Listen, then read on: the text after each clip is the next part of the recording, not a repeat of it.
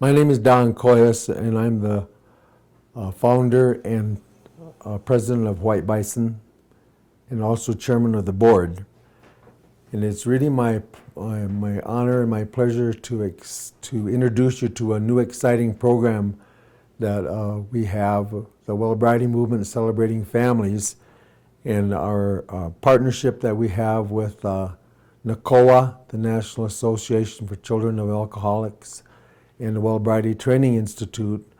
We've been working well over a year just in developing the Celebrating Families, working together, adding the culture, getting the training, producing all of the material. And so I want to just very briefly to introduce you to this program to show how this program is going to fit so well with the Wellbriety movement and the other programs that we have that's healing our families.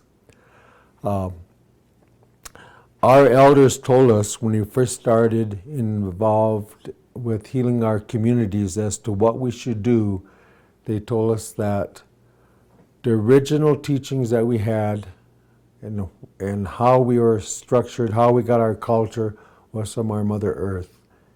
And all those beings on there have their own set of principles, laws, and values that they follow. And for us, there's a world you could see and a world that you could not see, a physical world and a spiritual world.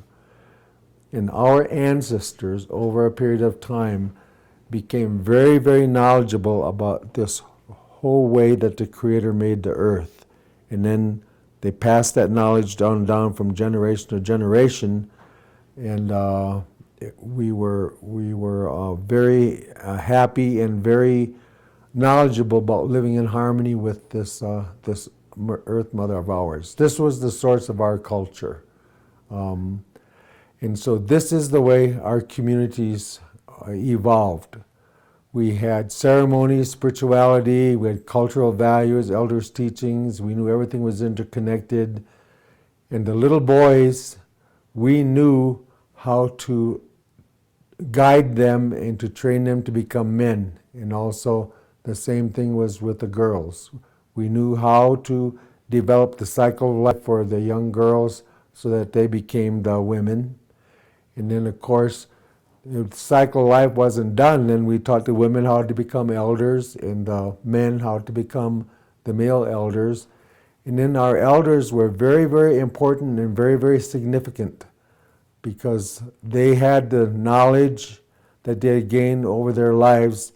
That's who we went to, and they guided us in making sure we knew the natural order, the spirituality. And so we had a way of developing ourselves, baby, youth, adult, and elder. And so we knew about the cycle of life. So we knew when a baby was born, then the first 4 years, there were certain things that we needed to teach that little boy or that little girl. Then when they went to the next season, the spring, summer, and fall, winter, this would be up to age like 7 and 8, then there were other things that we had to teach them, and other teachers came into their lives and they taught them. And so we knew that the human being had to learn certain things all around the cycle of life, and we were very, very knowledgeable about that, on how to become a healthy elder so that we could create healthy families. But then something happened to us. This something that happened to us is actually funded by the government, and what they called it was the Indian problem. So they created and funded a strategy to destroy our nations, to destroy our communities, to dissolve and destroy our families, and to destroy the individual. This thing that they did was structured in such that as it went on, our families started to fall apart. And that was the center of everything we did, you see, was the families. But the family structure fell apart. And so this is how our communities were left. We started becoming alcoholic trees, codependency trees, violence trees, sexual abusers, abusees trees, and then the small trees, they represent the children trees. And so as we started to work with raising our children, we found that the cycle of life was broken. And so the child was saying, even by the design of nature, is saying, in the first 4 years, teach me this. And what happens, we no longer were teaching them that. They weren't getting the teachings. Then even when they got 4 to 7 years old, they're saying, teach me this. Except as a result of the boarding school and the loss of the culture and the language, etc., we started not to know what to teach these our young beings, our young spiritual beings.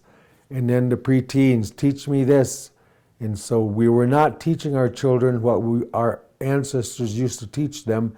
And so we found that our cycle of life, we say it's broken. And so then by the time our people get to be the youth or the teenagers or that age there, all of a sudden they have no identity. We say they don't know who they are.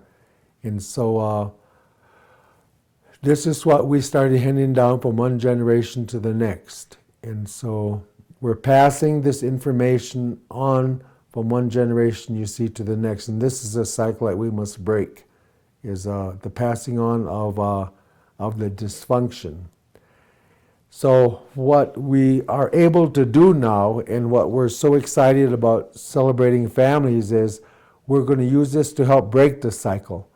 That we will go into a program that will teach about parenting, it will teach about working with the teenagers, it'll teach about working with the younger people.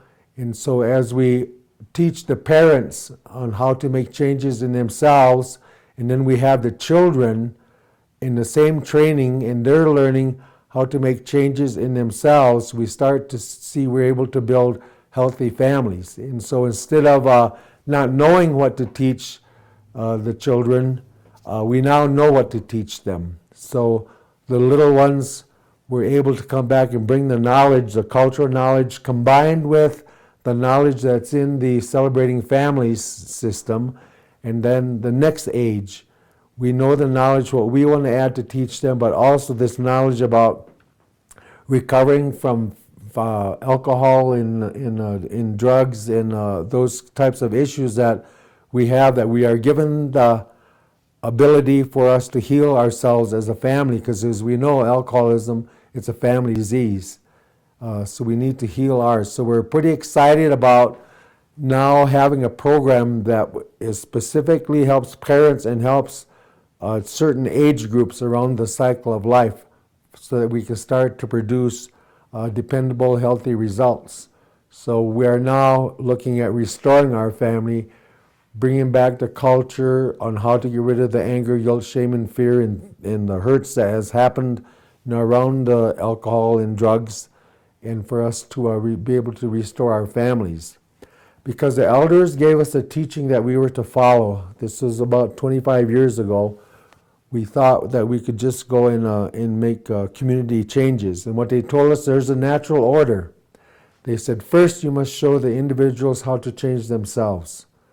Then once an individual change themselves, then you are able then to go into change family. And that happened in my family. We had all these problems with alcohol, but one of the members of our family actually went to Al-Anon and was able to make changes in herself, and then she brought those changes back, and families started to make changes within ourselves. And then we know that a series of families, that's how you change community. Then a series of community changes, that's how we change our nations, across our Turtle Island and in Canada or wherever our indigenous nations dwell. So what we call this movement is called a Wellbriety movement. And what that means is it's a sober lifestyle. It means that we are inclusive, that we learn the teachings of the mental, physical, spiritual, and emotional, that we come back to the principal laws and values and the natural law. And then in our culture, sometimes we call that a red road, and that we must create a healing forest. So why celebrating families? Well, for one, it has been around for a long time, and it's actually an evidence-based program. It has been tested and measured and it has been used extensively in different cultures across the United States, so it's been tested to use other cultures. It's a national program, which is what we want, because we want to take this program nationally among Indian country, and also it is a program that can be adapted to use our own teachings and in our own culture. And so this is what I hope is a good introduction for those of you who are going to go through the training on how to come back and start these family groups. It's really an exciting process, and we ask you as you go through that if you see a way for us to improve it, please give us your input so we can constantly improve this healing of our families. And we think the family is where it's happening. If you change family, you get to children. If you change the children, you're going to get to grandchildren. And that's how we break this cycle. And so we just ask the Creator to bless and to guide us as we walk with our families on this red road to recovery. And so enjoy the program. We'll be excited to get any input or your comments about how you think the program is going to work, and we're going to all stay in touch. Thank you very much.